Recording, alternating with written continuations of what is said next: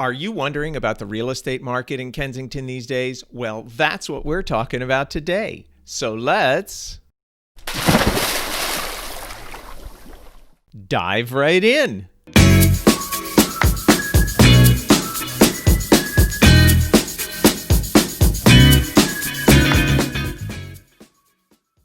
Today is December 17th, 2020, and as Montgomery County moves back into a partial shutdown, I'm keeping an eye on what's happening with Kensington real estate.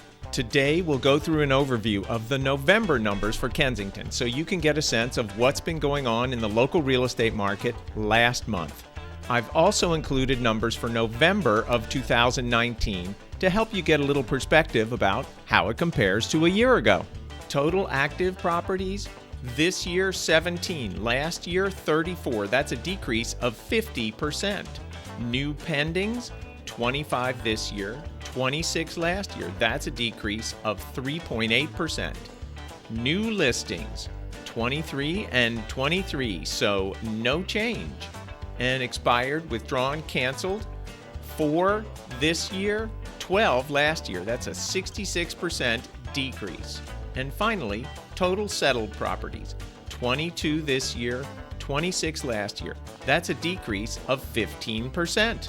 So as you can see, the active inventory has continued to slide down. It's decreased 50% year over year.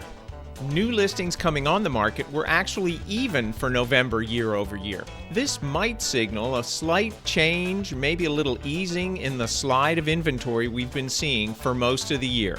We'll have to keep an eye on that. Although another way to look at it is that inventory couldn't go a whole lot lower. There was a decrease in new listings versus October of 2020. One likely culprit was the election. Historically, elections do tend to put a damper on real estate activity in November. People are focused on what's going on politically, and this year was certainly no exception. Beyond the election, there's the normal seasonal slide as we head into the holidays. Here's a graphic that shows the number of active listings every month for the past 5 years. I've marked the consistent seasonal dip starting in October every year. You can also see the steady march down in active listings over the time period as well. It's pretty impressive. Demand remains steady, with new pendings hovering around 25, both month over month and year over year. The market is still firmly in the seller's favor, and houses that are attractively priced and show well are selling quickly and often with multiple offers. But remember, the expired and withdrawn listings, not every house sells, even in a market like this. Now, let's take a brief look at the days on market and the list-to-sell ratios for the month of November. The median days on market for sold properties was 6 days. For active under contract properties was 23, and for pending properties was 18 days. The list-to-sell ratio was 101.2%. Just to give you some perspective, the average list-to-sell ratio over the past 5 years, 98.1%. Next, we'll look at the numbers that people are most interested in, the sales prices. Median sales price for November 2020, $605,000. November 2019, $649,999. So that's a decrease of 6.8%. The year-to-date numbers, $649,999 versus $625 in November of 2019. So that's an increase of 3.8%. So the year-over-year numbers moved down.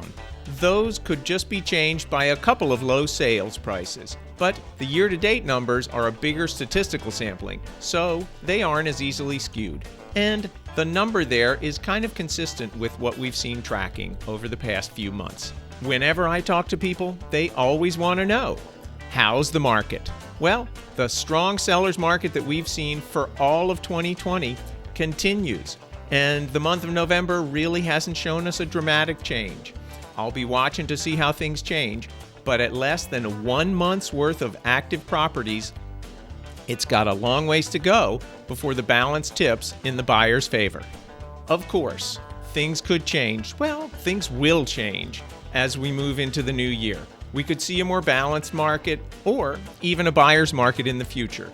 If the economy turns in a negative direction and buyer confidence is impacted, that'll certainly change the dynamics of the real estate market. Our local real estate market continues to show strength, largely driven by the huge imbalance between supply and demand and the historically low interest rates. If you feel that you're ready to buy or sell, there are certainly opportunities out there, especially if you're a seller. If you're in a position where you aren't ready yet, it's a great time to start planning so that when you're comfortable moving forward, you'll be ready. You might think to yourself, well, it's just too early, but I can tell you, the whole process almost always takes longer than people expect, and you're better off being ready a little early than too late. If you'd like to see my recent video about the great new program I found that helps people buy and sell at the same time in a low-stress way, click here. And if you'd like to subscribe to my channel so you can get updates as they come out, click over there.